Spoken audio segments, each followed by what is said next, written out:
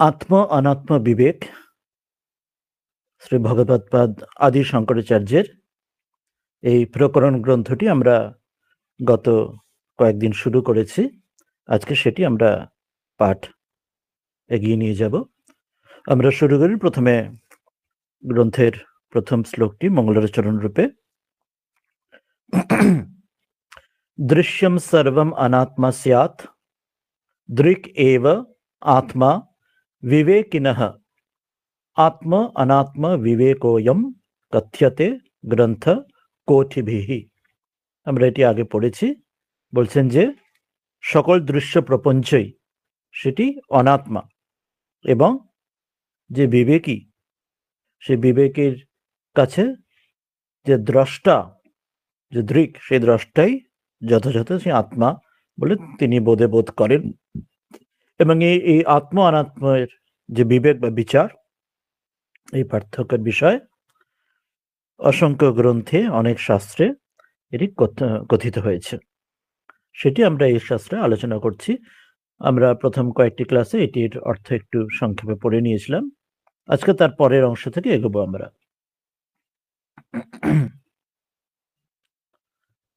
আমরা এগিয়ে নিয়ে যাই, এই অংশগুলি আর আজকে আর পড়ছি না। এটি আমরা পড়েছি, যেটি বললাম সকল দৃশ্য প্রপঞ্চে অনাত্মা, দ্রষ্টাই বিবেকের আত্মা হয়। এই আত্ম অনাত্মা বিবেক বহু শাস্ত্রে কথিত হয়েছে।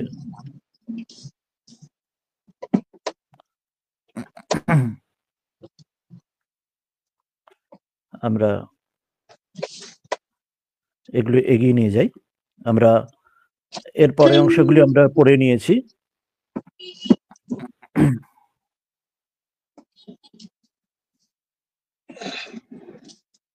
একটু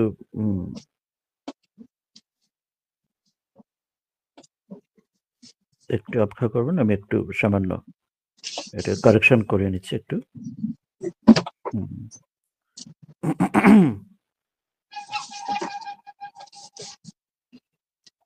দু একটি একটু আমি এটা কারেকশন করি।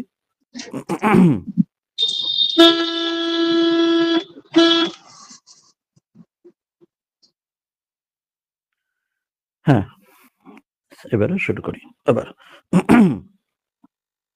তা আমরা বলেছি যে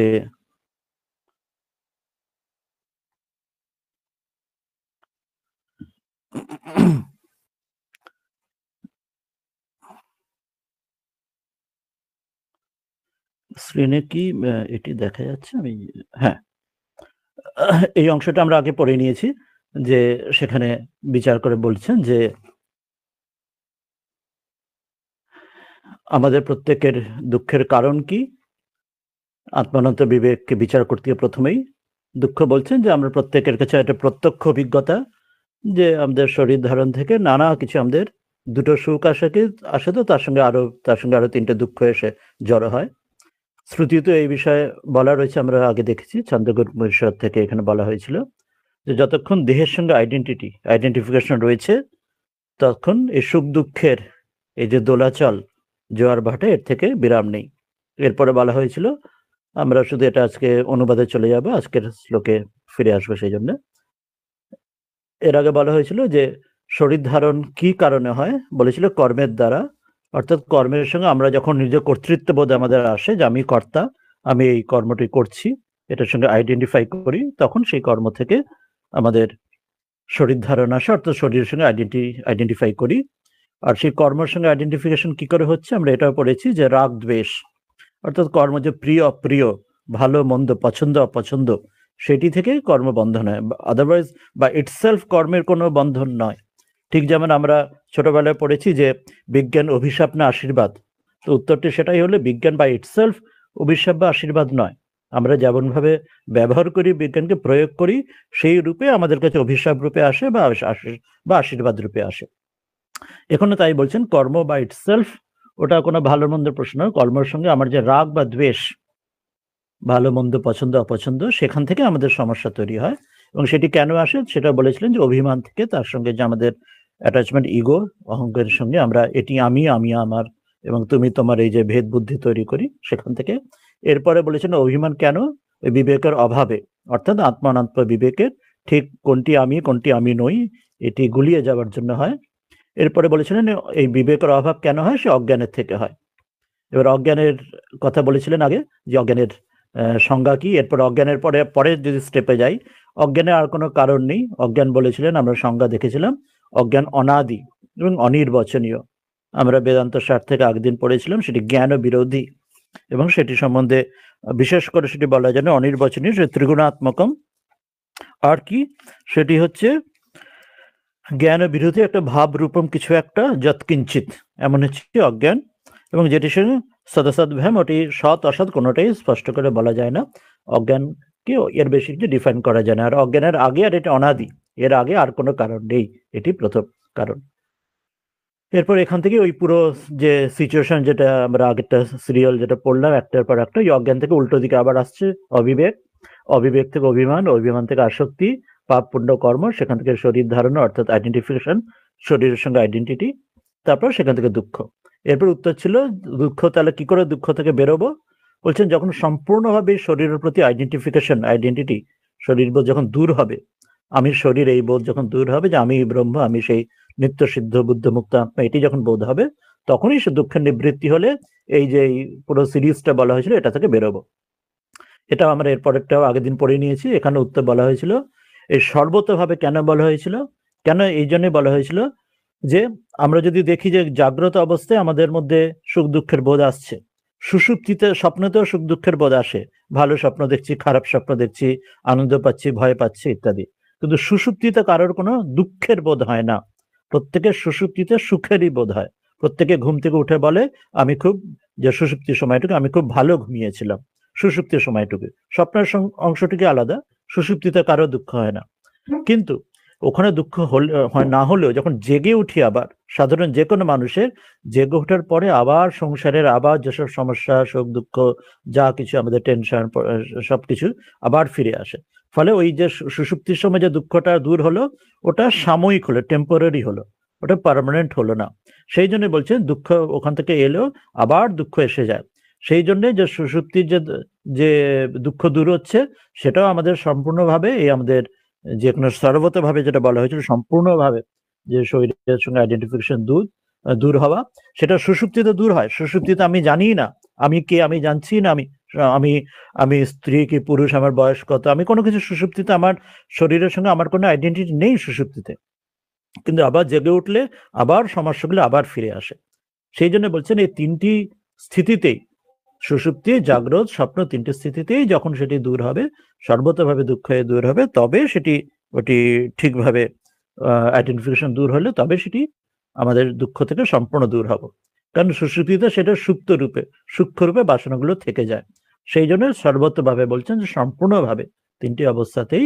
আমরা বলেছিলাম যে তুরীয়ানন্দজির উদাহরণ দিয়েছিলাম, তিনি বলছেন যে আমি তোমাদের মতো ঘুমোই বটে, কিন্তু তোমাদের মতো নই। অর্থাৎ যেটা তিনি, যারা যিনি ব্রহ্মজ্ঞ, যিনি মহাপুরুষ, যিনি, যে তার ক্ষেত্রে যে জীবন মুক্ত, তার ক্ষেত্রে যে তার নিদ্রা আমাদের সাধারণ মানুষের নিদ্রার মতো নয়।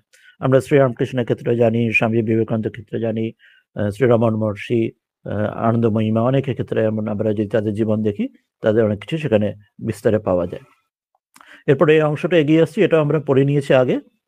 এখানে এরপরে বলা হয়েছিল, অনুবাদটা শুধু দেখে নি, এরপর বলা হয়েছিল যে তাহলে এই যে শরীরে পরিগ্রহের নিবৃত্তি, অর্থাৎ কখন এই আইডেন্টিফিকেশন থেকে সম্পূর্ণভাবে দূর কখন হবে। এবার সেটা উল্টো দিকে সেখানে বলছেন ওই একইভাবে আগের সিরিজটি, যে সম্পূর্ণভাবে যখন কর্ম নিবৃত্তি, অর্থাৎ কর্মের সঙ্গে যে আইডেন্টিফিকেশন, যেমন কর্তৃত্ববোধ কর্মের ব্যাপারে, সেটি যখন হবে না, তখনই আর শরীরের সঙ্গে আইডেন্টিটিও সেটা দূর হবে।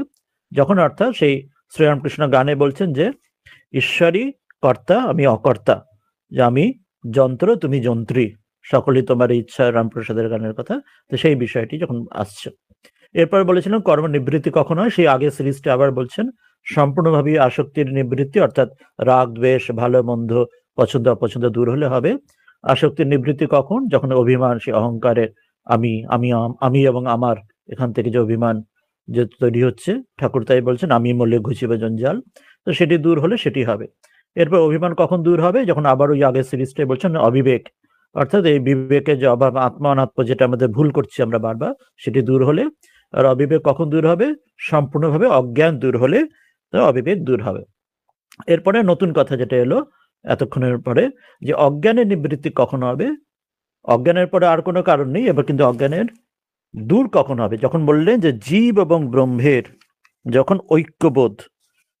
শঙ্করাচার্য তিনি অন্য জায়গায় বলছেন যে ব্রহ্ম সত্য জগৎ মিথ্যা, জীব ব্রহ্ম এব না অপরহ, জীবই ব্রহ্ম, তার থেকে আলাদা নয়।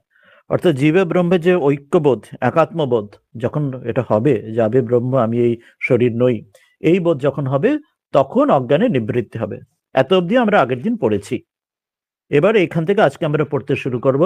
এখানে তাহলে নতুন বিষয়টি আসবে, যে এখানে তাহলে বলা হলো যে অজ্ঞানের নিবৃত্তি কখন হয়। উত্তরটা এক কথায় দিলেন যে জীব ব্রহ্মের যখন একাত্ম ঐক্যবোধ যখন হবে, জীব ব্রহ্ম এব না অপরা, যখন এই অনুভূতি হবে সর্বতভাবে, তখন অজ্ঞানের নিবৃত্তি হবে। এরপর সেটা নিয়ে আমাদের প্রশ্ন যাচ্ছে, সেই প্রশ্নটা নিয়ে এখন এবার ধীরে ধীরে এবার আমরা আজকে বিষয়ে আমরা ঢুকতে থাকবো। এইবারে এই হচ্ছে প্রশ্ন, সেখানে শ্রী শঙ্করাচার্য আমাদের হয়ে সেই প্রশ্নটি, যে শঙ্কা আশঙ্কা যেটি জাগতে পারে সেটি তিনি বলছেন। প্রশ্নটি কি?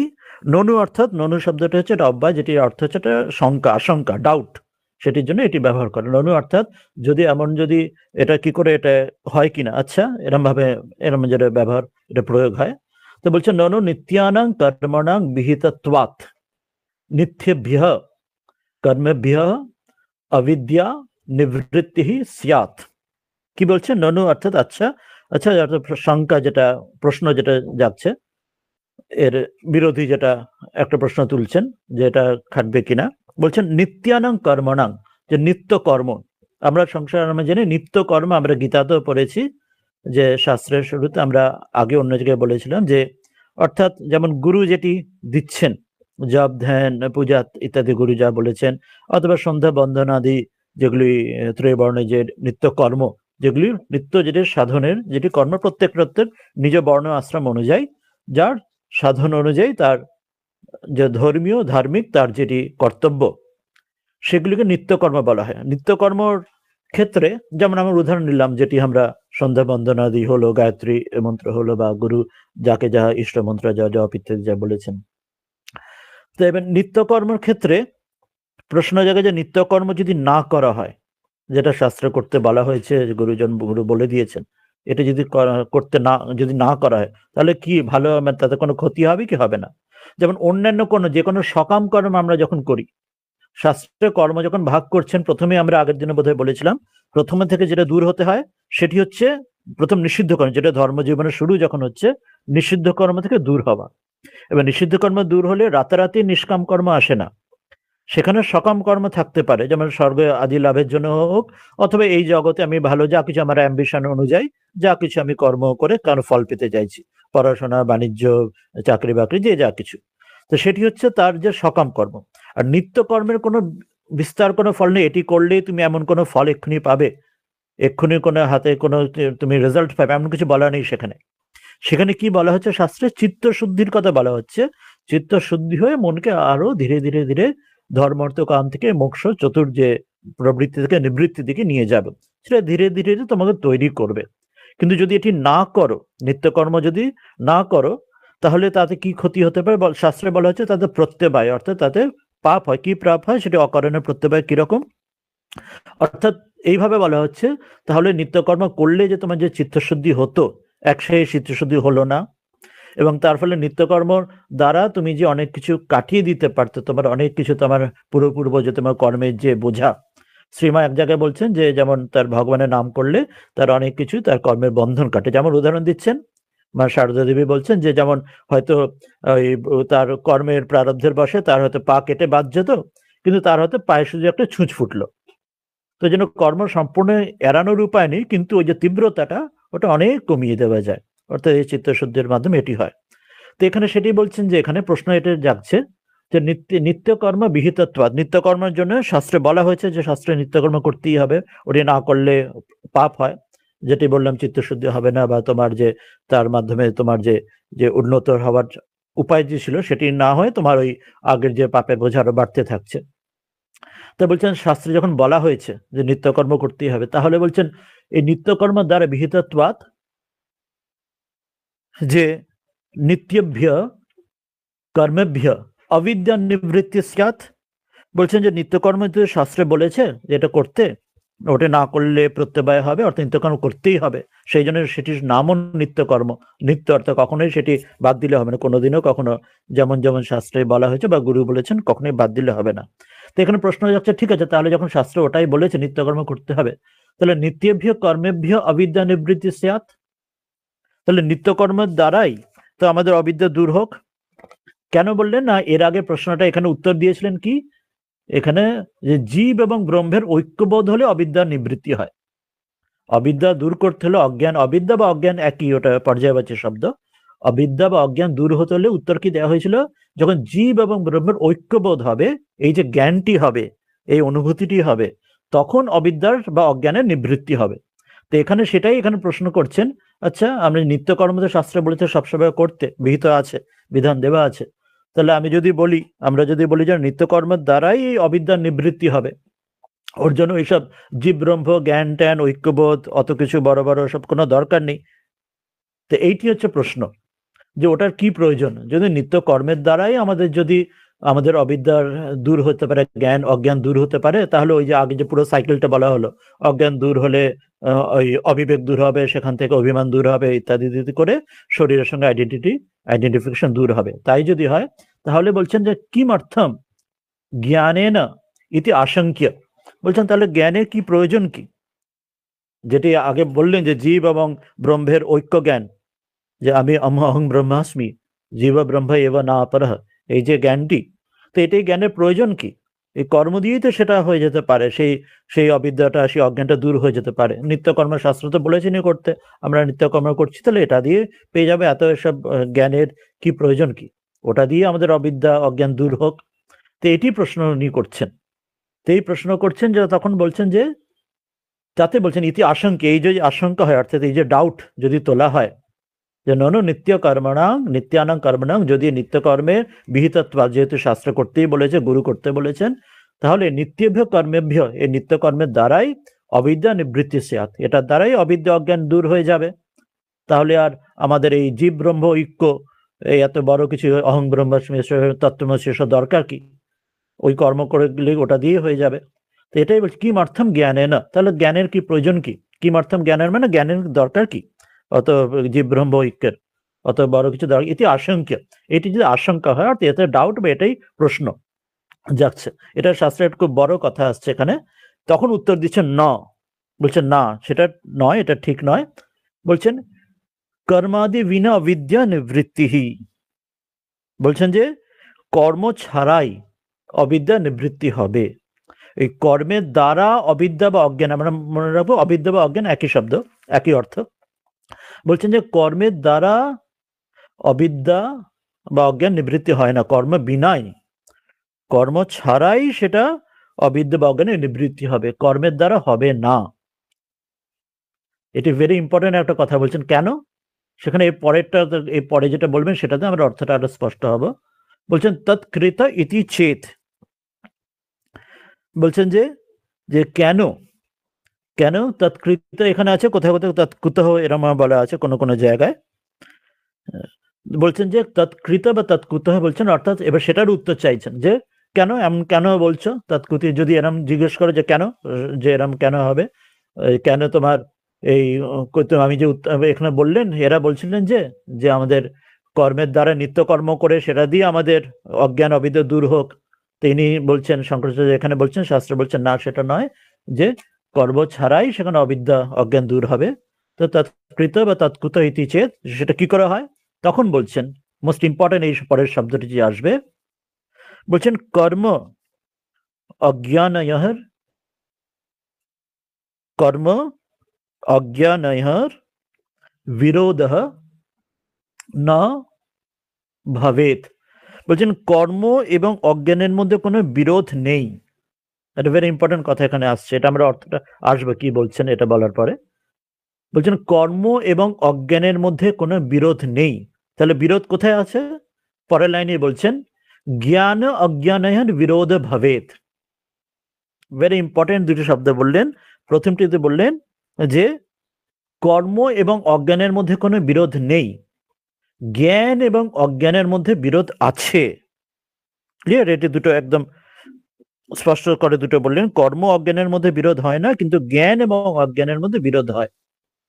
জ্ঞান অজ্ঞান কিরকম? যেমন আলো আর অন্ধকার। ঠাকুর বলছেন যে সে অন্ধকার, 1000 বছরের অন্ধকার ঘরে দেশলাই জ্বেলে রাখলে তখনই সব অন্ধকার দূর হয়েছে, আলো জ্বলে যায়। সেজন্য জ্ঞান এবং অজ্ঞান দুটি বিরোধী, একে অপরের বিরোধী। কিন্তু কর্ম এবং অজ্ঞান এই দুটো একে অপরের বিরোধী নয়। তো সেই জন্য বলছেন অতঃ জ্ঞানেন এব অজ্ঞান নিবৃত্তি, সেই জন্য জ্ঞানের দ্বারাই অজ্ঞান নিবৃত্তি হয়। যেহেতু কর্ম এবং অজ্ঞানের মধ্যে কোনো বিরোধ নেই, ওই জন্য সেই জন্য কর্ম করে যে অজ্ঞান দূর হবে না, কর্ম এবং অজ্ঞান দুজনে হাত ধরাধরি করে চলে, দুজনে পরস্পর বন্ধু। তবে যেমন আমরা বলি না চোরে চোরে মাসতুতো ভাই, সেই রকমই যে কর্ম এবং অজ্ঞান পরস্পর দুজনে বন্ধু। সেই জন্য দুজনের বিরোধ যেহেতু নেই, সেই জন্য কর্ম করে যে অজ্ঞান দূর করবে, অবিদ্যা দূর করবে, সেটি হবে না। একমাত্র জ্ঞানই অজ্ঞানের বিরোধী, সেই জন্য জ্ঞান একমাত্র অজ্ঞানকে দূর করতে পারে। অতঃ জ্ঞানেন এব অজ্ঞান নিবৃত্তি, জ্ঞানের দ্বারাই একমাত্র অজ্ঞান নিবৃত্তি হতে পারে। সেই জন্য বলছেন যে তৎ জ্ঞানম কুত ইতি চেত। তারপর বলছেন সেই জ্ঞানটি, আমরা এটা অর্থটা আবার বিস্তারে আসবো, এটি কি বলা হলো, আগে এটা আমরা মূলটা পড়িনি। বলছেন তৎ জ্ঞানং কুত ইতি চেত, বলছেন যে সেই যে জ্ঞান, সেই জ্ঞানটা কি করে হবে? তো তুমি যে বলছো ঠিক আছে, জ্ঞান এবং অজ্ঞানের মধ্যে বিরোধিতা আছে, সেই জন্য জ্ঞানের দ্বারাই অজ্ঞান দূর হবে। তো সেই জ্ঞানটি কি করে হবে? তখন ওইটাই বলছেন, আবার সে তার মূল কথায় আসছে, বিচারাত এব ভবতি, বিচারের দ্বারাই হবে। একমাত্র বিচার করি হবে। কোনটি বিচার? না এই যে এই শাস্ত্রের যেটি বিষয়বস্তু, আত্ম অনাত্ম বিবেক বিষয় বিচারাত এব ভবতি। এবং আত্ম এবং অনাত্ম এই যে বিষয় আমরা করছি, যে দৃশ্য দৃক যেটি নিয়ে শাস্ত্রটি পড়ছি, সেটি বিস্তারের পরে আবার আসবেন। সেই বিচারের দ্বারাই একমাত্র এই যে এই জ্ঞানের যেটি হবে, সেই বিচার থেকেই হবে, এছাড়া অন্য কোনোভাবে হবে না, ওই কর্মের দ্বারা হবে না। ভেরি ক্লিয়ার ভাবে বলছেন। এরপরে আমরা এটা আসছি, তাহলে এখানে একটা মোস্ট ইম্পর্টেন্ট বিষয় এখানে বললেন, এখানে অনেক কিছু প্রশ্ন বা আমাদের সংশয় জাগতে পারে। কর্ম এবং এই জ্ঞানের যে প্রশ্নটা আসছে, যে কর্ম এবং বললেন যে কর্ম এবং অজ্ঞান দুটো হাত ধরাধরি করে চলে, কর্মের সঙ্গে অজ্ঞানের কোনো বিরোধিতা নেই। তা আমরা যখন আমরা বলি যে ভাবি যে, এবং আমরা ওয়ার্শিপ কর্ম উপাসনা যখন বলি, আমাদের শাস্ত্রেতে আমাদের শ্রুতিতে 3টি কাণ্ড আছে, কর্মকাণ্ড, উপাসনা কাণ্ড এবং জ্ঞান কাণ্ড। আমাদের শ্রুতিতে, আমাদের বেদে সেটি, অর্থাৎ প্রত্যেক মানুষের জীবনের যে স্পিরিচুয়াল লাইফ, আমাদের আধ্যাত্মিক জীবন যখন তৈরি হয়, প্রথমটাতে আমাদের গীতা তো সেইভাবে ভাগ করা আছে। গীতার যে প্রথম 6টি চ্যাপ্টার, পরে কর্ম, পরের 6টি চ্যাপ্টার উপাসনা, শেষ 6টি চ্যাপ্টার জ্ঞান। অর্থাৎ যে কোনো জীবনে যখন আমরা শুরু করি আধ্যাত্মিক জীবনের, প্রথমে সে কর্ম করে প্রথমে আমরা আগের দিনে বলেছিলাম নিষিদ্ধ কর্ম দূর করে প্রথমে আমরা নিষ্কাম করার চেষ্টা করি। রাতে নিষ্কাম কর্ম করতে পারি না, অনেক সকাম বাসনা থাকে, কিন্তু আমরা ওই যে নিত্যকর্ম যে আমাদের শাস্ত্রে যে বলে দিয়েছে, গুরু বলে দিয়েছেন, তো সেই নিত্যকর্ম, সেই কর্মের দ্বারা আমরা চেষ্টা করি। এবং তার সঙ্গে কর্ম আর উপাসনা, এবং উপাসনা যেমন যেমন শাস্ত্র গুরু যার যা সন্ধ্যা বন্দনা দিয়ে গায়ত্রী, গুরুদেব ইষ্টমন্ত্র, যার যেমন বর্ণ আশ্রম রূপে যার যেটি আছে, বিধিবৎ যার করা আছে সেটি, এবং যে যে কর্ম সে করছে, সেও যে বর্ণ আশ্রমে সে যার যেটি কর্ম তার রয়েছে জীবনে, তো সেটি সে কর্ম করছে। এর পাশাপাশি দুটো চলবে, কর্ম চলবে, এই উপাসনা এটিও চলবে, পূজা এটাও চলবে, ওয়ার্ক এন্ড ওয়ার্শিপ চলবে। এটি এগোতে এগোতে যখন এমন সময় চিত্তশুদ্ধির একটা স্থান আসবে, তখন ঠাকুর যেমন বলছেন যে যে কাঁচা ঘা যেমন এই কিছু করতে নেই, ঘা যখন শুকিয়ে যায় তখন মামড়ি খসে পড়ে, কাঁচা ঘা চুল করলে সেটা আরো ঘা বেড়ে যায়। বা যখন গাছ থেকে যখন কাঁচা ফল যদি যেটা পেরে নেওয়া হয় সেটা টুকে যায়, কিন্তু যদি ফল পেকে গেলে আপনা আপনি সেই ফলটা গাছ থেকে পড়ে যায়। তো সেই রকম যখন কর্মের দ্বারা যখন চিত্তশুদ্ধি আসবে, তখন এই উপাসনার জন্য যে মন তৈরি হবে, তখন জ্ঞান বিচারে তখন স্থান আসবে, ওটা তারপরে। এটা কি কারণে? না বলা হচ্ছে যে কোনো কর্ম মানে অজ্ঞানী কর্ম, এবং জ্ঞান মানে অকর্ম। একটা ভেরি ইম্পর্টেন্ট শব্দ মনে রাখতে হবে, অজ্ঞান হলো কর্ম এবং জ্ঞান হলো অকর্ম। শব্দটা কেন বলছি না, অজ্ঞান হলো কর্ম, অর্থাৎ যখন আমরা কোনো কর্ম করছি, সাধারণভাবে আমরা যেরকম কর্ম করা যেটা ভাবি, যেখানে এখানে যে কর্ম প্রসঙ্গে যেটা এলো, অর্থাৎ কর্ম হলে কর্তৃত্ববোধ থাকছে। আমরা যেটা বলেছিলাম যে একজন আমি হাঁটছি, আমি চলছি, আমি খাচ্ছি ইত্যাদি, তো সেখানে আমি তার সঙ্গে আইডেন্টিফাই করে নিচ্ছি, যে আমি শরীরের বোধের সঙ্গে আইডেন্টিফাই করছি এবং সেই অনুযায়ী আমার একটা কর্ম আমি করছি। ফলে সেখানে তখনও আমার এই বোধ হয়নি যে আমি নিত্যশুদ্ধ বুদ্ধিমুক্ত আত্মা, যে তার কোনো আত্মার কোনো কর্ম হয় না, ঈশ্বরই কর্তা, তিনি কর্তা করছেন এবং তিনি এই শরীর মনকে দিয়ে তার এই প্রকৃতির দ্বারা, এই তিনটি গুণের দ্বারা, সত্য রজ তামার দ্বারা তিনি আমার ইন্দ্রিয় দ্বারা তিনি কর্ম করাচ্ছেন, কিন্তু আমি শুধু দ্রষ্টা। তো এই বোধটা তখন আসছে না বলে আমার যা কিছু কর্ম তখন হচ্ছে, তখন আমি অজ্ঞানী রয়েছে। কেননা সেই কর্মটা আমি তখন কর্তৃত্ব রয়েছে, যে আমি একটা স্পেশাল একটা নাম রূপ আমার রয়েছে, আমার নিজস্ব আইডেন্টিটি রয়েছে, আমি স্ত্রী বা পুরুষ, আমি সন্ন্যাসী গৃহস্থ, কি আমি ডাক্তার কি ইঞ্জিনিয়ার, আমার যে আইডেন্টিফিকেশন উপাধি রয়েছে প্রত্যেকের আমরা, তো সেই উপাধি দিয়ে আমি সেটা কর্ম করছি, অর্থাৎ কর্মের ফল আমি পাপ পুণ্যের ফল পাচ্ছি। সেই জন্য সেই যে কর্মটি সেটা কিন্তু অজ্ঞানের মধ্যে রয়েছে। সাধারণ যা কিছু কর্ম আমরা করছি এবং এই নিত্যকর্ম তাই, নিত্যকর্ম যেটা করছি সেটা তখন অজ্ঞান, তখন আমি জ্ঞানী হয়নি, অর্থাৎ তখন আমার উপলব্ধি হয়নি যে আমি আসলে নিত্যশুদ্ধ বুদ্ধমুক্ত আত্মা, অহং ব্রহ্মাস্মি, এই উপলব্ধি হয়নি। তখন আমি শরীর, আমি এই উপলব্ধি আমার এই বোধি রয়েছে। ফলে আমার সব কিছু কর্ম, যা কিছু আমি কর্ম করছি, ভাবছি, আমি হাঁটছি, চলছে, সবকিছু কর্ম এই অজ্ঞানের মধ্যেই রয়েছে, তখন আমার জ্ঞান অর্জন হয়নি। সেই জন্য বলা হচ্ছে অজ্ঞানী যে কর্ম, কর্ম এবং অজ্ঞান দুটো একই সঙ্গে রয়েছে। ওই জন্য এখানে বলা হলো কর্ম এবং অজ্ঞানে বিরোধ না ভবেত। যতক্ষণ আমার এই বোধ থাকবে যে আমি কর্তা, এটা যখন বোধ থাকবে, অর্থাৎ আমি একটি মানুষ, আমি এই কাজ করছি, হোয়াটএভার কাজ করছি আমি, সেই বোধ রয়েছে, তার মানে সেটা আমি তখন অজ্ঞানী রইলাম এবং সেই কর্মের দায় আমাকে নিতে হবে, ভালো মন্দ পাপ পুণ্য যা কর্ম করছি। কিন্তু জ্ঞান এবং অজ্ঞানের মধ্যে বিরোধ রয়েছে। জ্ঞান ও বিরোধী আমরা যখন অজ্ঞান বা অবিদ্যার সংজ্ঞা পড়েছিলাম আগের দিন, তাতে বলেছিলাম আমরা বেদান্ত সারে বলা হচ্ছে অজ্ঞান বা অবিদ্যাকে জ্ঞান ও বিরোধী।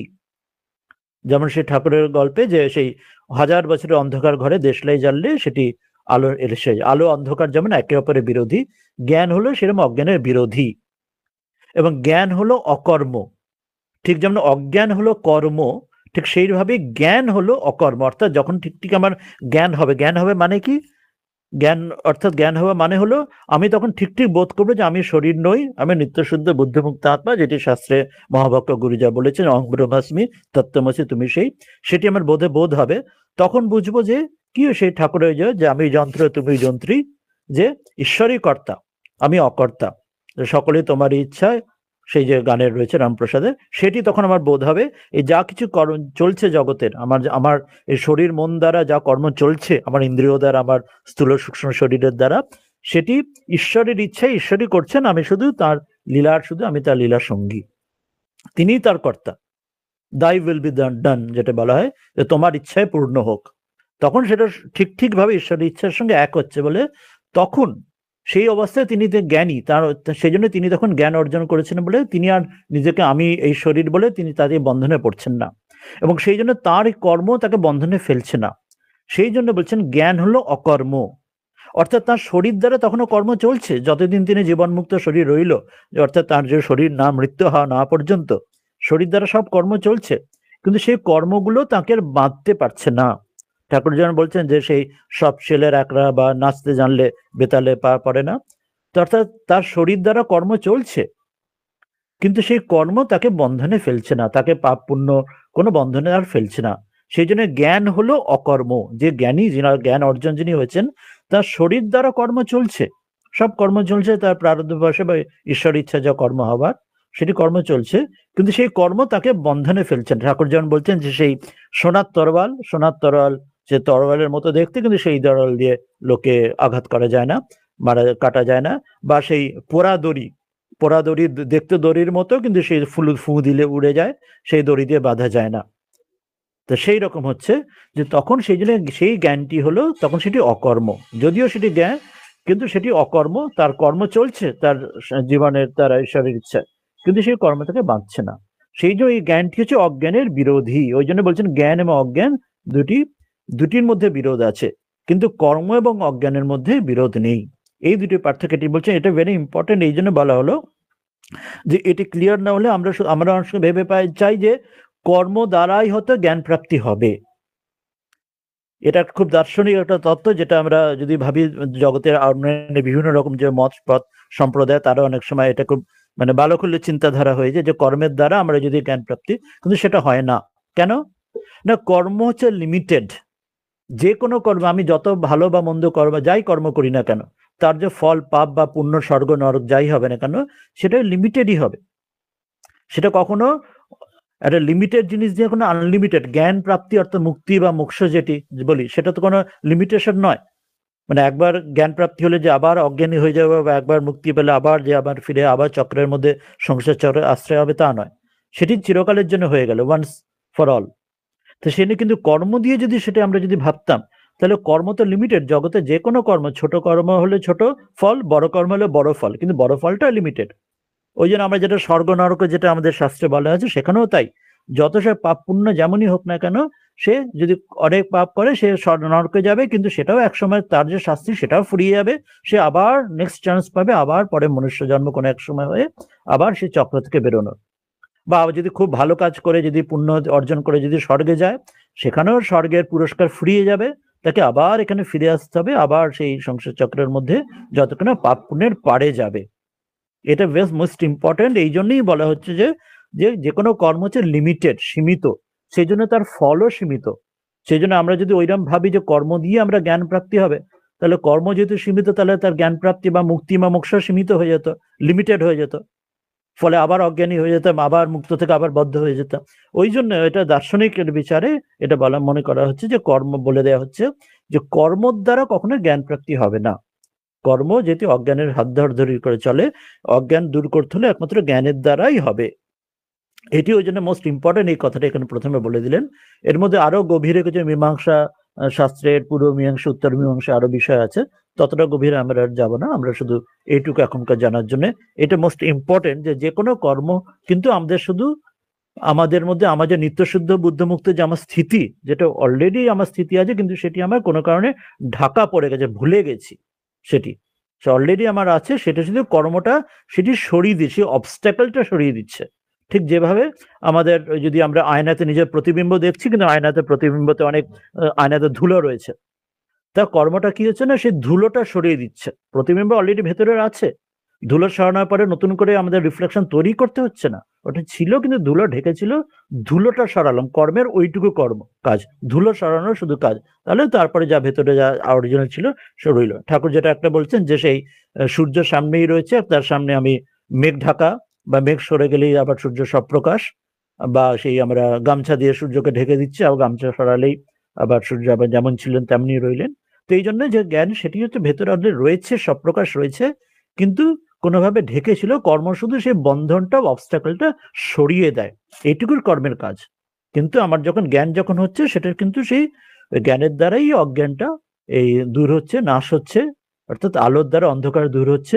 তখন আমরা এই এই যে পুরো সাইকেলটা যেটা বলা হলো জীব ব্রহ্মের ঐক্য তখন হচ্ছে। এটি পুরো এখানে বলছেন যে এর দ্বারা অতঃ এটির জন্য বিচার করে আমাকে ওটা জানতে হবে, যে ওই জ্ঞানটা অর্জন করতে হবে যে জীব এবং ব্রহ্ম যে একই, সেটি বারবার বিচার এবং সাধনা যেরকম গুরু বলছেন সেটার দ্বারা করে করে করে করে আমাকে সেই জায়গায় আসতে হবে। যখন আমি এই বোধ হবে, তখন আমার এই ঠিক ভাবে এই জীব ব্রহ্ম ঐক্য হবে, এবং আত্মা অনাত্মা বিচার যে সেটি তখন ফলপ্রসূ হবে। এইটা বলছেন। এটা বলে এরপর আমরা পরের জায়গাটাতে যাব, কিন্তু আজকে যেহেতু এটা খুব বিশিষ্ট একটা খুব বড় জিনিস, এরপর থেকে আমরা দেখবো যে এরপরে একদম সাধন বিষয় একদম সহজ এসে যাবে। সহজ না মানে এরপরে যে মূল এই গ্রন্থের যে মূল বিষয়টি, যে সাধনা চতুষ্টয় যে আমরা জানি বিবেক বৈরাগ্য সমদম ষট সম্পত্তি মুমুক্ষু ইত্যাদি করে এই সাধনা, এগুলো এক বিস্তারে এবং মূল গ্রন্থটা শুরু হয়ে যাবে এরপর থেকেই। তো আজকে এত পর্যন্ত গ্রন্থের একরকম বলা যায় আমাদের গ্রন্থের সূচনার অংশটি ছিল। সেই জন্য পরের জায়গাটাতে যাওয়ার আগে আজকে এই বিষয়ে যেটি পড়া হলো, এই বিষয়ে যদি কারো কোনো প্রশ্ন আলোচনা কিছু থাকে সেটা আমরা করে নেব, তারপরে আমরা আজকে সম্ভব হলে পরের অংশ যাব, না হলে আজকে এখানেই থাকবো। আমরা শুধু কি বললাম একবার পড়ে নিচ্ছি, এরপরে কারো প্রশ্ন থাকলে হ্যাঁ বলবেন। যেটা আমরা একবার পড়ে নিই, এখানে কি বললাম আজকের অংশটা, যে প্রশ্ন এটাই ছিল যে আচ্ছা নিত্য কর্মসমূহের অর্থাৎ শাস্ত্রে যেমন বলা হয়েছে, যেমন সে সন্ধ্যা বন্দনা গায়ত্রী বা গুরু যা বলেছেন যাকে জপ ধ্যান পূজা ইত্যাদি, এই শাস্ত্রে যেমন বিধান রয়েছে, সে তাহলে নিত্যকর্ম অনুষ্ঠান দ্বারাও অবিদ্যার নিবৃত্তি হতে পারে, কর্মের দ্বারা নিবৃত্তি হতে পারে, এটি প্রশ্ন আশঙ্কা তোলা হয়েছিল। জ্ঞানের দরকার কি, অর্থাৎ জীব ব্রহ্মের ঐক্যর প্রয়োজন কি, ওই কর্ম করে করে গেলেই তো হয়ে যায়, এমন আশঙ্কা হলে তিনি বললেন না, কর্মাদি ছাড়াই অবিদ্যার নিবৃত্তি হয়। কি করে হয় যদি বলেন, তখন এটা উত্তর দিলেন যে কর্ম এবং অজ্ঞানের মধ্যে কোনো বিরোধ হয় না, যেটি আমরা বারবার এখন পড়লাম, যে অজ্ঞানী হলো কর্ম এবং জ্ঞান হলো অকর্ম, যেটি আমরা একটু আলোচনা করলাম। এবং জ্ঞান এবং অজ্ঞানের মধ্যে বিরোধ, কিন্তু কর্ম এবং অজ্ঞানের মধ্যে বিরোধ নেই। সেই জন্য জ্ঞানের দ্বারাই একমাত্র অজ্ঞানের দূর হতে পারে। তখন প্রশ্ন জাগলো যে জ্ঞান কি করে হবে? বললেন বিচার থেকে হবে। এই আত্ম অনাত্মের যে বিবেক বিচার, সেখান থেকে ওই জ্ঞানটি হবে। এটুকু পড়া হলো। এরপরে হ্যাঁ, কেউ হাত তুলেছিলেন, বলুন। আজকে এরপরে এখানটা আলোচনা করি আমরা। আমি বলুন। এই ডাক্তার লাহিড়ী বলছি। আপনি যেটা বললেন আর কি, মানে বললেন শঙ্করাচার্যের যে কথা, যে কর্ম ইকুয়াল টু অজ্ঞান আর অকর্ম ইকুয়াল টু জ্ঞান। এখন এইটা কি পরবর্তীকালে এই আমাদের শ্রীরামকৃষ্ণদেব স্বামীজি এগুলোই বলেছেন যে কর্ম আর অজ্ঞান সমান? এটা আমার ঠিক মাথায় ঢুকছে না আর কি। কর্ম, কারণ আমরা যেটা জানি যে জ্ঞান যার হয়নি তাকে জ্ঞান অর্জন করতে গেলে তো কর্ম করতে হবে, কিন্তু আপনি বলছেন যে কর্ম ইকুয়াল টু অজ্ঞান আর অকর্ম ইকুয়াল টু জ্ঞান। এটা একটু ক্লিয়ার করে, মানে আমার মানে রামকৃষ্ণ মিশনের চিন্তাধারায় কি বলছে এটা, এটাই একই চিন্তাধারা, একই কথা বলছে। হ্যাঁ, বলছি আমরা স্বামীজির যে চিন্তা, মা বলেছেন না যে কর্ম করতে হবে, কর্ম না করলে তো তোমাকে আরো বেশি মিথ্যা কথা বলতে হবে। কাজে তুমি কর্ম না করলে তো তোমাকে খারাপ কাজ করতে হবে, তুমি কর্ম করো তাহলে তোমাকে কম মিথ্যা কথা বলতে হবে। একজন বলছিলেন না যে আমি চাকরি ছেড়ে দেবো, মা এটা বলেছেন। তা সেটাই আমরা এতদিন জানি যে কর্ম করলে তার ভালো হবে, কিন্তু আপনি এখানে বলছেন যে কর্ম, মানে শঙ্করাচার্য বলেছেন কর্ম আর অজ্ঞান সমান। সেটাই বলছি রামকৃষ্ণ মিশনের আসছি ওই একই কথা, সব শিলের একরার মতো রামকৃষ্ণ মিশন ঠাকুরমা স্বামীজি একই কথা বলেছেন। আমরা আবার কনফিউশন কোথায় হচ্ছে, যেমন আগের দিন গীতাতে আমরা যখন মন বুদ্ধি অহংকারের কথা বলেছিলাম, আমরা বলেছিলাম কতগুলো টেকনিক্যাল পরিভাষা, টেকনিক্যাল টার্মিনোলজি থাকে, যেটা শব্দটা একই হয় কিন্তু অর্থটা অন্য বোঝায়। যেমন গীতাতেও দেখবেন অনেক সময় আত্মা শব্দের দ্বারা কখনো আত্মা বোঝানো হয়, আবার আত্মা শব্দ দ্বারা কোথাও কোথাও মন বোঝানো হয়। গীতাতেও যেমন আছে, শব্দটা একই প্রয়োগ হলো, কিন্তু কখনো তাতে মন বোঝাচ্ছে, কখনো আত্মার দ্বারা আত্মা বোঝাচ্ছে।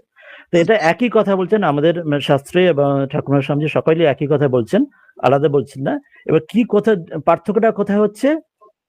আমরা আগেই বললাম যে কর্মর দ্বারা চিত্তশুদ্ধি হবে।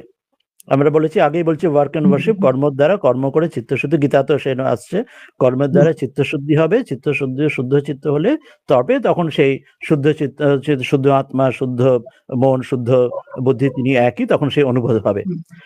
আর কর্ম কে করে? আমরা আগেই যখন প্রথম থেকে এলাম, কর্ম কে করে? কর্তা কর্ম করে, তাই তো? কর্ম তো নিজে নিজে হয় না, কোনো কর্ম নিজে নিজে হয় না। একটা ট্রেনও যদি চলে সেটা নিজে নিজে চলে না, তার পেছনে ড্রাইভার চালাচ্ছে, তাই ট্রেনটা চলছে।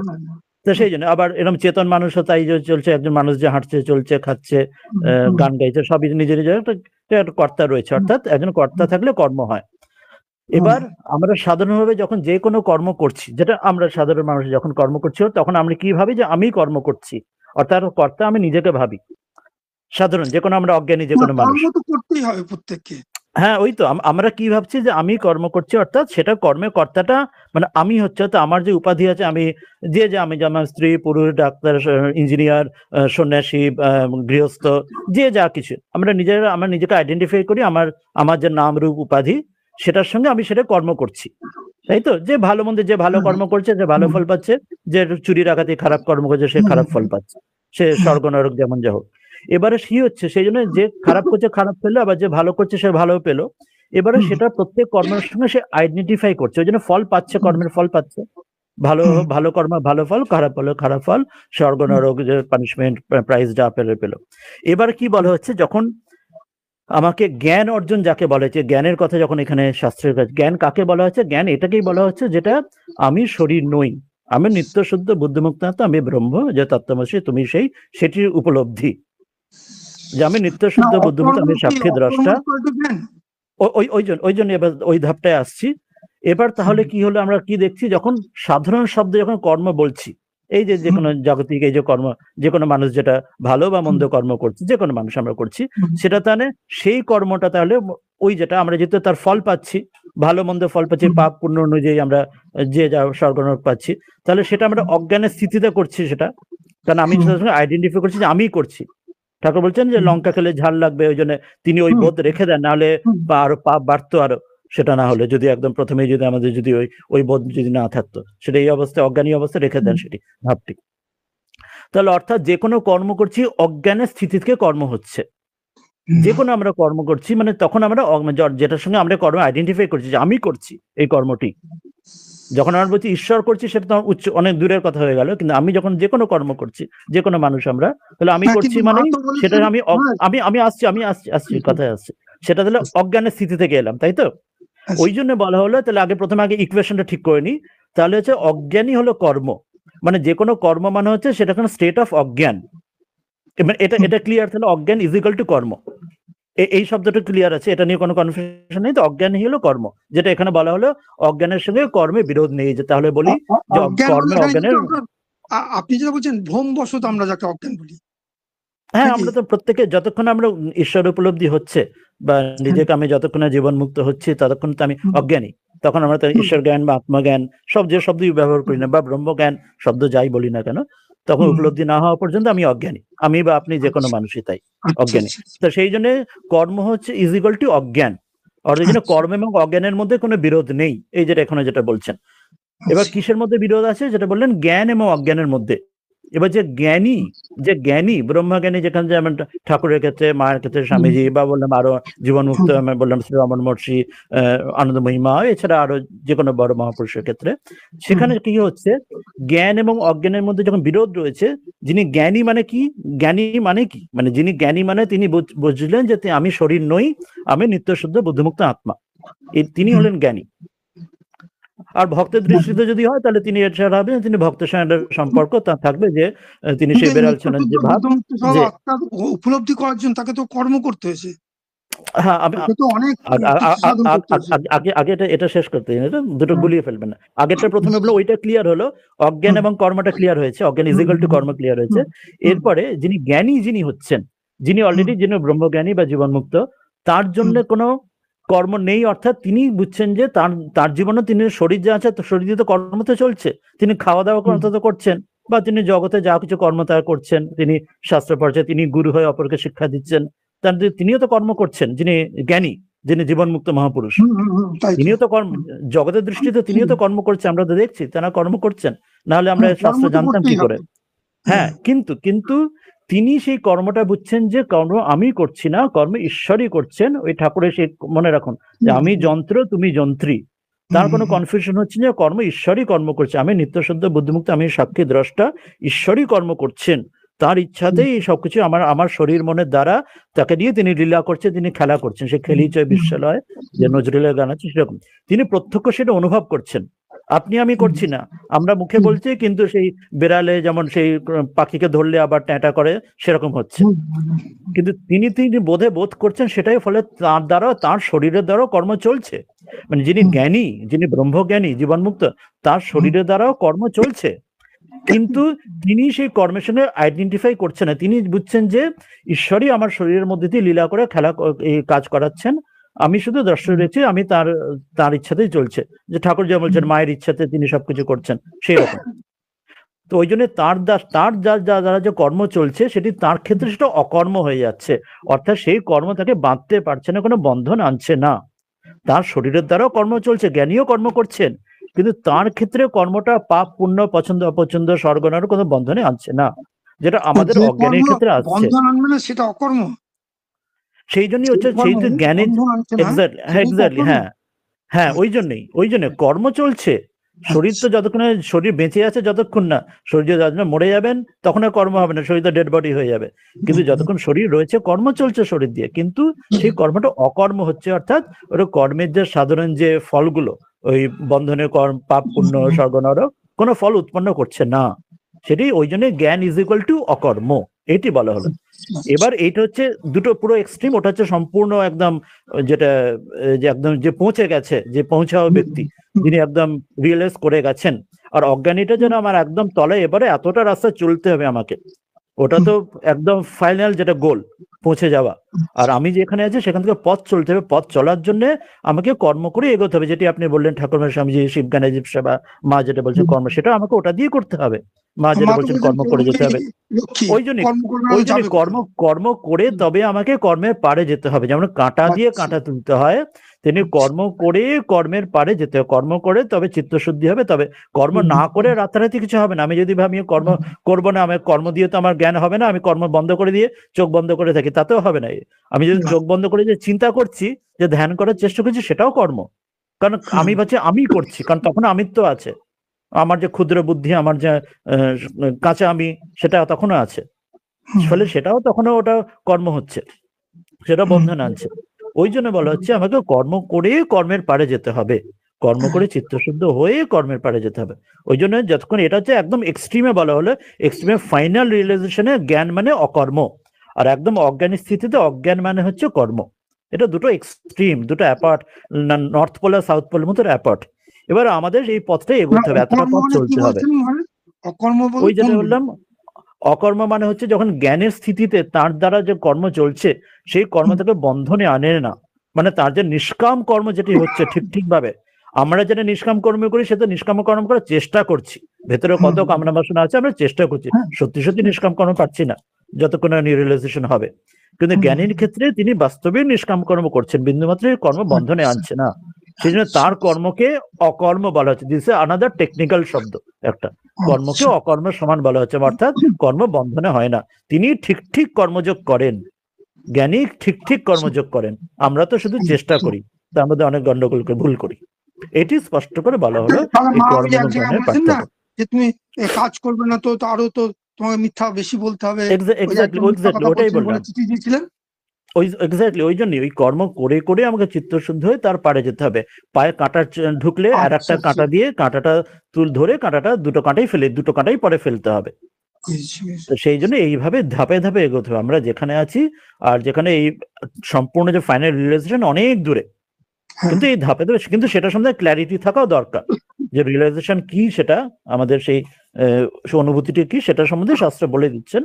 কিন্তু সেখানে কনফিউশন যেন না হয়, ওটাই যে কর্ম করে যে আমার হবে সেটা হবে না, কিন্তু কর্ম করে চিত্তশুদ্ধ যখন হয়, সে শুদ্ধ চিত্তে তাকে দেখবো, জানবো। কিন্তু এটা কর্মের দ্বারা হয় না, কিন্তু কর্ম করতে হবে, কর্ম করতে অবশ্যই করতে হবে, সেটা ছাড়া চিত্তশুদ্ধি আসবে না। কিন্তু তা বলে কর্মের রেজাল্ট নয়, মানে কর্ম ইজ এ কজ আর জ্ঞান ইজ এ এফেক্ট, এরকম নয়, এরকম কনফিউশন যেন না হয়। দিস আর ফিলোসফিক্যাল শব্দ, দার্শনিক শব্দ, যে কর্ম কখনো কজ আর এটা কোনো এফেক্ট নয়। কেন নয় সেটাই বললাম, কারণ কর্ম যা কিছু সেটাও লিমিটেড, কেউ ক্ষুদ্র কর্ম করছে, কেউ বৃহৎ কর্ম করছে, তাহলে তার ফলটা লিমিটেডই হবে। আমি যে পাপ বা পুণ্য বা স্বর্গ নরক সেটাও লিমিটেড হবে।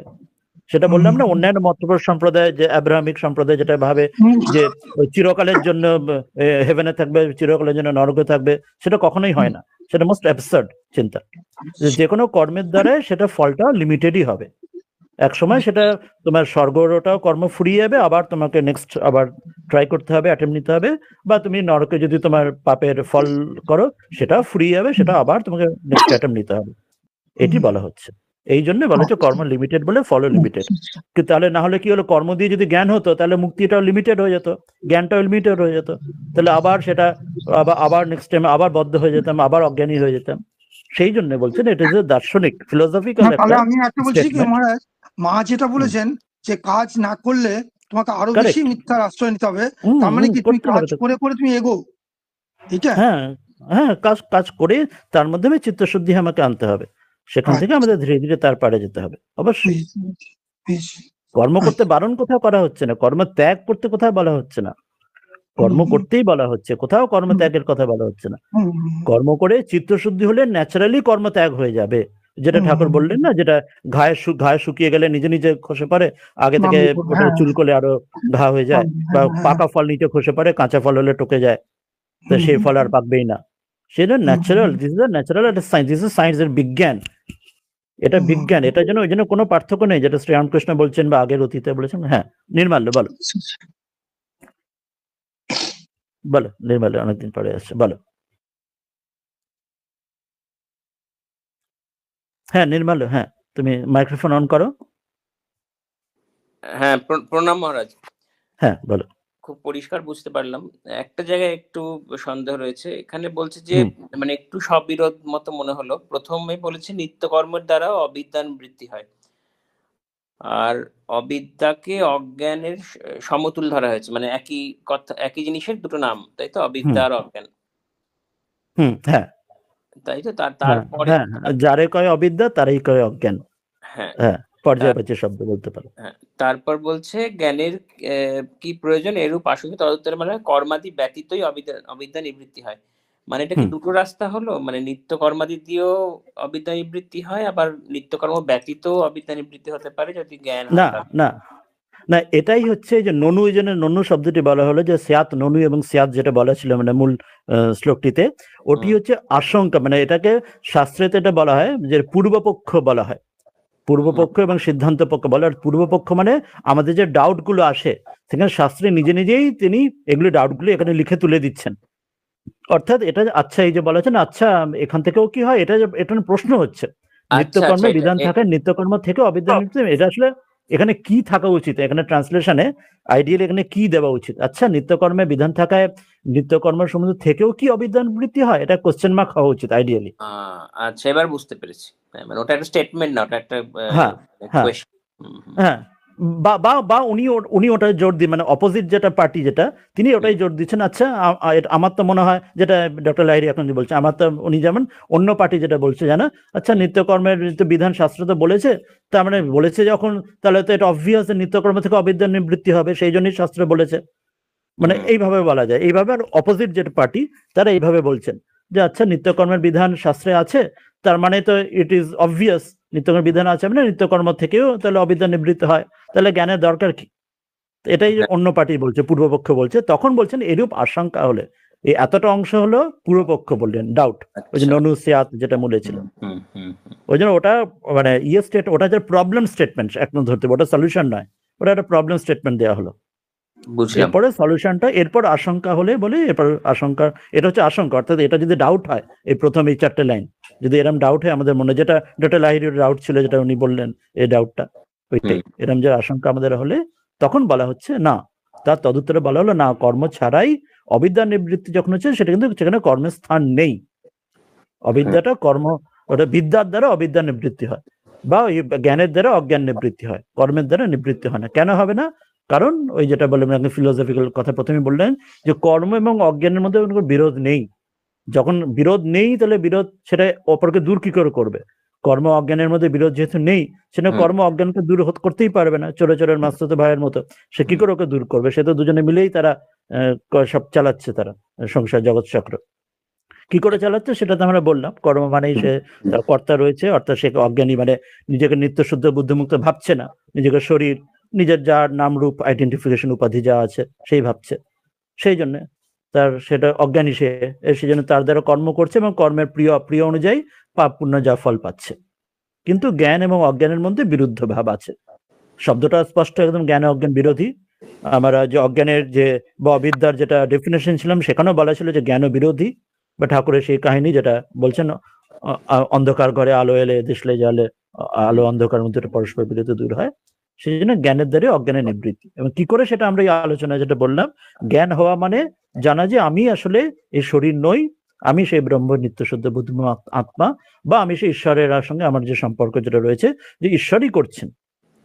জ্ঞানের দ্বারা যেভাবে বুঝি যে প্রকৃতি করছেন, মহামায়া করছেন, মায়া, বা আমরা এই ত্রিগুণাত্মিকা মায়া তিনি করছেন, অথবা আমরা এইভাবে ভাববো যে ঈশ্বর করছেন। যেভাবে আমরা জ্ঞানের পথে নেবো বা ভক্তির পথে নেবো, যেভাবে আমরা ভাবনা আমরা সাধন করি, তো ভাবে তিনি করছেন, আমি যন্ত্র, তিনি চালাচ্ছেন, সকলেই তোমারই ইচ্ছা, ইচ্ছাময় তারা তুমি।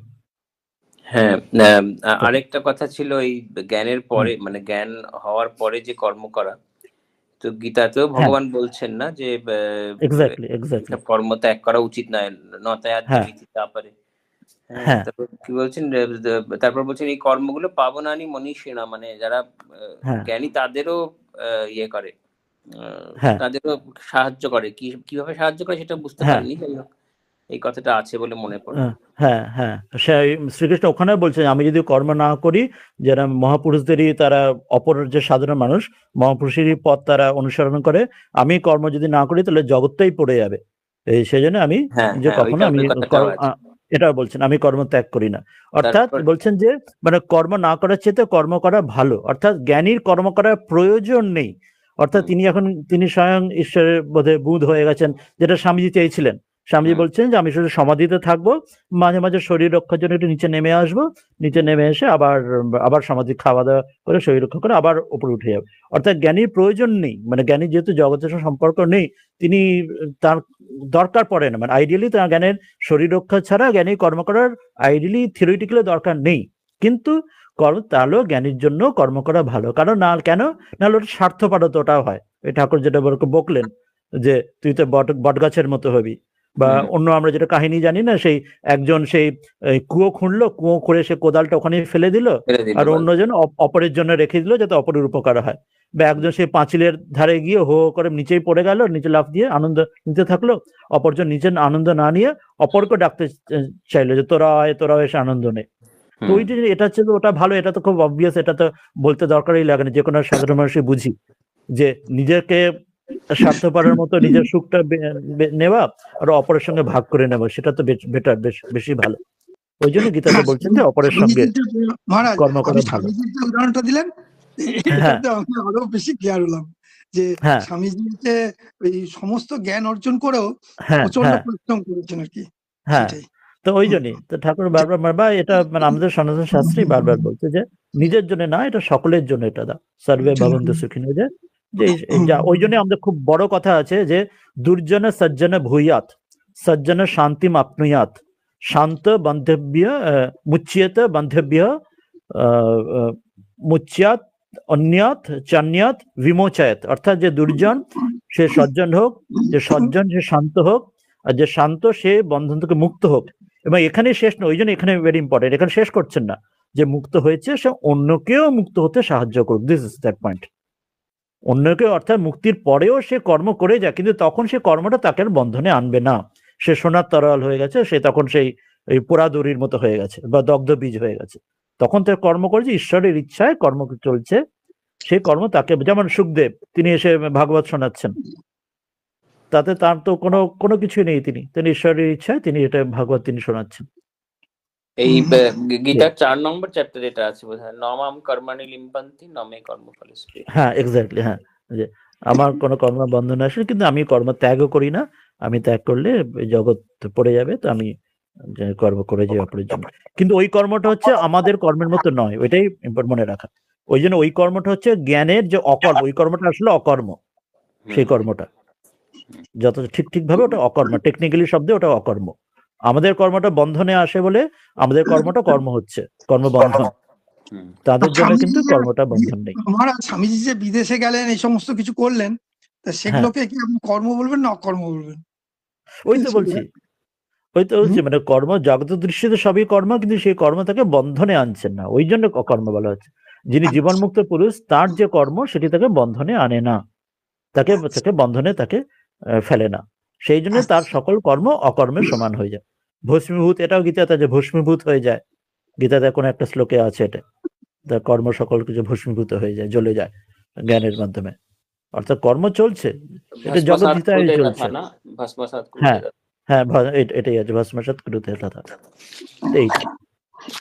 এই ক্ল্যারিটিটা আমাদের খুব দরকার। তো মহারাজ স্বামীজি কেন পরবর্তীকালে বিদেশ থেকে ফিরে অনেক কিছু করে টোরে তারপর বলছেন যে আর করবো না, প্রভুর এবারে ইচ্ছায় বসে থাকলাম, পটলা পুটলি বেঁধে যাই প্রভু যাই, সেটা বললেন কেন তাহলে? সেই জন্য ঈশ্বরের ইচ্ছা, তার ইচ্ছা যে তার কর্মের কাজ শেষ হয়েছিল, তিনি যখন ক্ষীর ভবানীতে গেলেন না, ক্ষীর ভবানীতে তিনি বললেন, আপনি তো বললেন যে জ্ঞান অর্জন করার পর আর কর্ম থাকে না। হ্যাঁ, তাহলে ওই তো কর্ম তো নেই, কিন্তু তারপরে তিনি যতটুকু করার ছিল তার দিয়ে, এই শরীরের দ্বারা, স্বামীজি পরে বলছেন যে এবারে ঠাকুর এই শরীরের দ্বারাই বিবেকানন্দ করা হলো, তিনি চাইলে আরো কত বিবেকানন্দ তৈরি করতে পারেন। তো এই শরীরের দ্বারা, তার দ্বারা যা কিছু কর্ম করানোর ছিল, তো সেটি স্বামীজির করা হয়ে গেল। স্বামীজি ক্ষীর ভবানী মন্দিরে বললেন যে মা তাকে বলছেন যে কে আমি, তুই করবি না আমি তোকে রক্ষা করব, কে কাকে করবে। তো সেই জন্য যখন তার ঈশ্বরের ইচ্ছা, তার যে কর্মের কোটা, যেন আমরা যদি বলি কর্মের কোটা, মানে কর্ম অর্থ মানে অকর্মের, আমরা বলি এইভাবে যদি বলি যে জীবনমুক্ত জন্য তার যেটুকু জগৎ হিতায় যেটুকু তার দেওয়ার ছিল এই শরীরের মাধ্যমে, তো সেটি তার দেওয়ার কাজ পুরো হয়ে গেছে, পূর্ণ হয়ে গেছে। তিনি ওই জন্য এত তাড়াতাড়ি চলে গেলেন, 39 বছর বয়সে চলে গেলেন। যেখানে বুদ্ধ প্রায় 80 বছর ছিলেন, শ্রীকৃষ্ণ তো বোধহয় ওরম 100 বছরের বোধহয় বেশি ছিলেন। হ্যাঁ, কিন্তু স্বামীজি এত কম সময়, শঙ্করাচার্য খুব কম সময় শোনা যায় 32 বছর বয়সে বোধহয় তিনি চলে গেছেন। তো সেই জন্য এটা ঈশ্বরের ইচ্ছা, যার তাড়াতাড়ি বা যখন তার কর্মের মানে অকর্মের আর কি, ঈশ্বরের ইচ্ছাই যা তার দেওয়ার, সেটি যখন তার হয়ে যায়। আরেকটা কথা আছে মহারাজ, এই যে জ্ঞানের পর যে কর্ম হচ্ছে, তো মানে লোক কল্যাণের জন্য কর্ম বা যাই বলুন, জন্য যেরকম ঠাকুর বলছেন সুখদেব জ্ঞানের আমি রেখেছিলেন, বিদ্যারামী, শঙ্করাচার্য বিদ্যারামী, স্বামীজির ক্ষেত্রেও তাই তিনি। হ্যাঁ, তা কিন্তু গীতায় বলছে, আমি এখন খুঁজে পেলাম 18 নম্বর চ্যাপ্টারে বলছে, যজ্ঞদান তপঃ কর্ম ন ত্যাজ্যম কার্যমেব তৎ যজ্ঞদানম তপশ্চৈব পাবনানি মনীষিণম। মানে এটা করলে যিনি করছেন জ্ঞানী, তার পক্ষে মঙ্গলকারী, এটা বোঝাচ্ছে। এটা কি তার ব্যক্তিগত কি কোনো লাভ হচ্ছে এই জ্ঞানের পরে কর্ম করে, নাকি এটা শুধুই পরার্থে করে? একটা তো আগে করার তো সেটা তো আছে, যখন জ্ঞান অর্জন করার আগে পর্যন্ত সেটা তো করার তো আছে। জ্ঞান অর্জন করার আগে পর্যন্ত কর্মত্যাগ করবে না, ওই জন্য এই যে নিত্য কর্ম যোগ্য দানের এই যে কর্মগুলো বলছেন 18 চ্যাপ্টার, সেটা একটা আছে। আর পরে যেটা আছে সেটা একটা কারণ আছে, যেটা মনে আছে সেই ভগবান দাস বাবাজির কাছে ঠাকুর গিয়েছিলেন, তখন উনি বলছেন যে আমি যদি কর্ম, যেটা ওই গীতাতে যেটা অর্জুনের, যেটা শ্রীকৃষ্ণ যেটা আগে বলেছেন একদম গীতার শুরুতে, যে আমি যদি কর্ম না করি লোকে আমাকে দেখে শিখবে এবং তাতে লোক আরো পতিত হবে। ভগবান দাস বাবাজিও ঠাকুরকে বলছেন যে আমার থেকে লোকে শিখবে যাবে। আর ঠাকুর নিজেও বলছেন আমি যদি কি দাঁড়িয়ে দাঁড়িয়ে মুতি, তোরা ঘুরে ঘুরে নেচে মুদবি, এরকম একটা কথা বলছেন। আর এরকম কথা ঠাকুর বলছেন, অর্থাৎ তারাও লোক কল্যাণের জন্য তারাও কর্ম শেখান। মাও বলছেন না যে আমি যেমন যা মানে শাস্ত্র বা যেরকম দেখানো তার চেয়ে ঢের বেশি করেছি, যেরকম যা আমাকে মানে সিদ্ধ মানে দেখানো যে আমার দ্বারা যেটা লোক কল্যাণের জন্য কি একটা মা বলছেন কথা, যে অপরকে যেটা দেখানো যে আমার নিজের জীবন দিয়ে, সেটাই আছে গীতাতেই আছে, শ্রেষ্ঠ আচরণ যেটা করে শ্রেষ্ঠ ব্যক্তিরা, হ্যাঁ, সেই জন্য মহাপুরুষরা তারা নিজেরা সে আচরণ করে, হ্যাঁ ওইরকমই তারা শেখান। সেটা মহাপুরুষের গত যা পন্থা সা পন্থা, তারা যে পথে গেছেন সেটাই যে পথ, তাদের সেটা অনুসরণ করতে হবে। সেটা ওইটা ইম্পর্টেন্ট। ওটা না হলে মানে পথ দেখবেন কি একটা দৃষ্টান্ত তো চাই, যে দৃষ্টান্ত দ্বারা আমরা সেটা এগোবে। মানে শুধু যদি লেখা বইতে থাকে তাহলে মনে হবে সেটা তিনি তো নিজে আচরণ করেনি, শুধু লেখা এরম আছে, তাহলে তো কনফিউশন বা প্রশ্ন জাগতে পারে। তো সেই জন্য মহাপুরুষরা সেখানে পাবনানি মনুষ্য তাদের নিজের তো আত্মজ্ঞান লাভের আগে তো পবিত্র তো করছি, আর আত্মজ্ঞানের পরেও যদি এইভাবে ভাবি যে এটা একটা, যেহেতু একটা শুধু বিরাটের ইচ্ছা, শুধু ব্যষ্টি না সমষ্টি, সমগ্র জগৎ যদি এক রূপে রয়েছে, সেখানেও তাদের একটা কিছু তার কর্মকর্তব্য যেন ঈশ্বর ইচ্ছা মানে অকর্ম রূপেই সেটা লোক কল্যাণের জন্য রয়ে যাচ্ছে, যেটাতে বিরাটের কোনো ইচ্ছা পূরণ হচ্ছে, ওই বট গাছের মতো। সেটি এই কর্ম অকর্ম ভেরি ডিফিকাল্ট, তো আপনি আজকে অনেকটা ক্লিয়ার করলেন। এই স্বামীজির কথা বলতে আমার একটু পরিষ্কার হলো। হ্যাঁ, অনেকটা গীতাতে আছে না, গহনা কর্মণ গতি, কোনটা কর্ম কোনটা অকর্ম কোনটা বিকর্ম, এই তিনটি বোঝা দরকার। গীতাতে আছে, আমরা বলছি অকর্ম অকর্ম বিকর্ম তিনটি তত্ত্ব বোঝা দরকার। গহনা কর্মণ গতি, কর্মের গতি বড় খুব গহন, খুব গভীর। এই জন্য এটা খুব সূক্ষ্মভাবে বিচারটা দরকার, নাহলে আমরা কনফিউশন করি এবং সেটাই ভুলভাল অনেক কিছু আমরা। আমার তো সুপারফিশিয়ালি মনে হচ্ছিল যে কর্ম করলে অজ্ঞান হয়ে যাবে। হ্যাঁ, সেই জন্য আর কেউ কিছু বলতে হবে, জানতে চাইবেন অন্যরা যারা রয়েছেন আজকে? কারোর কোনো প্রশ্ন বা কিছু, কেউ কিছু বলতে চাইবেন? না হলে আজকে এখানে শেষ করবো। পরের দিন থেকে এরপরে মূল যে সাধন, একদম সাধনা চেষ্টায় এরপরে মূল শাস্ত্র শুরু হয়ে যাবে। এই বিবেক বৈরাগ্য ষট সম্পত্তি মুমুক্ষুত্ব, এরপরে একটা শুরু হবে আজকে। আর এনিবডি এলস, আর কেউ কিছু বলতে চান? তাহলে নির্মাল্য কিছু একটা দিয়ে শেষ করবে, কোনো শ্লোক বা কিছু একটা বলে। আর বোধহয় কারোর কোনো প্রশ্ন কিছু নেই।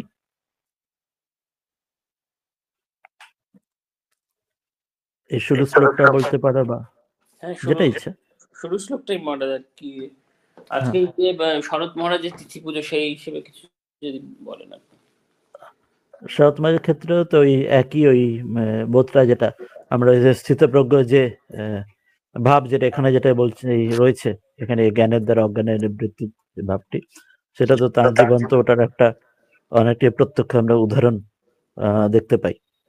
তার জীবনের সেই একটা ঘটনা আছে যেটা সেই তিনি এটার প্রত্যক্ষ এটা নয়, স্থিতপ্রজ্ঞের ওই ভাব নিয়ে যে সেই মন যে বিচলিত হচ্ছে না, তিনি একবার কোনো কারণে সেই খাবার সময় কিছু যে রাঁধুনি কিছু দিয়েছে খাবার, সেটা হয়তো অতটা সুস্বাদু বা ঠিকঠাক হয়নি রান্না, তা রেগে গিয়ে তাকে ডেকে পাঠাচ্ছেন। রাঁধুনি ভয় আসছে, বোধহয় এক্ষুনি হয়তো বকবেন। তো ওই যে এসছেন রাঁধুনি যে এলো ওই কয়েক সেকেন্ডের মধ্যে, ততক্ষণে তিনি মন তার একদম শান্ত হয়েছে, তিনি তখনও বলছেন যে আচ্ছা কিছু না, যা। কত সহজে তিনি মনটাকে ওই যে দগ্ধ বীজের মতো যে সোনার তরোয়াল, যেটা হচ্ছে তরোয়াল দিয়ে হিংসা হয় না, কতটা সহজে আমাদের হলে বলে না সাধুর রাগ জলের দাগ, তো এটা ঠিক ভাবে যখন এই বোধ যখন ঠিক আসে, যখন ওই কর্ম কত সহজে অকর্মে পর্যবসিত হয়ে যায়, অর্থাৎ এই কর্ম যা ওই যে পাপ পুণ্যের তার যে ফল, যে যেটা আগে বলে রাগ দ্বেষ, সেটা যে খাটে না ওই সাধনার মাধ্যমে। তো এটা স্থিতপ্রজ্ঞর ক্ষেত্রে জীবনমুক্ত তার ক্ষেত্রে হয়। আর আমাদের ক্ষেত্রে আমরা যদি চেষ্টা করি, আমরা অজ্ঞানী অবস্থা হলেও এই যে সাধক, যেটা সিদ্ধ পুরুষ যারা তাদের জীবনে যা ঘটছে, আমরা অন্তত ওই অনুসরণ করে ওইটুকু চেষ্টা করতে পারি, এই উদাহরণগুলি যেগুলো রয়েছে তার জীবনে। তো এটা একটা খুব ভালো উদাহরণ, যেটা ওই পোড়া দড়ির মতো, দড়ির আকার কিন্তু বাঁধা যায় না, তার জীবনে প্রত্যক্ষ এরম রয়েছে শরৎ মহারাজের জীবনে। এমন আরো কত কিছু আছে, এটি একটা হলো। আর কি বলে শেষ করা মহারাজ, আপনি বলুন। হ্যাঁ, তাহলে কি ওই শ্লোকটাই পড়ে শেষ করবে? তাহলে এটাই, যদি আর কেউ কিছু প্রশ্ন না থাকলে প্রথম শ্লোকটা দিয়ে শেষ করবে নাকি? হ্যাঁ, প্রথম শ্লোকটাই করি। হ্যাঁ, আমি দিয়েছি, স্ক্রিনে দিয়ে দিয়েছি। আর কেউ প্রশ্ন নেই, তাহলে এটা দিয়ে তুমি পড়তে পারো। হ্যাঁ, তুমি পারো। দৃশ্যম, হ্যাঁ এই তো স্ক্রিনে দেওয়া আছে। দৃশ্যম সর্বম অনাত্মা স্যাৎ, দৃশ্যম সর্বম অনাত্মা স্যাৎ, দৃগেব আত্মা বিবেকিনঃ, দৃগেব আত্মা বিবেকিনঃ, আত্মানাত্ম বিবেকোয়ম, আত্মানাত্ম বিবেকোয়ম, কথ্যতে গ্রন্থকোটিভিঃ, কথ্যতে গ্রন্থকোটিভিঃ।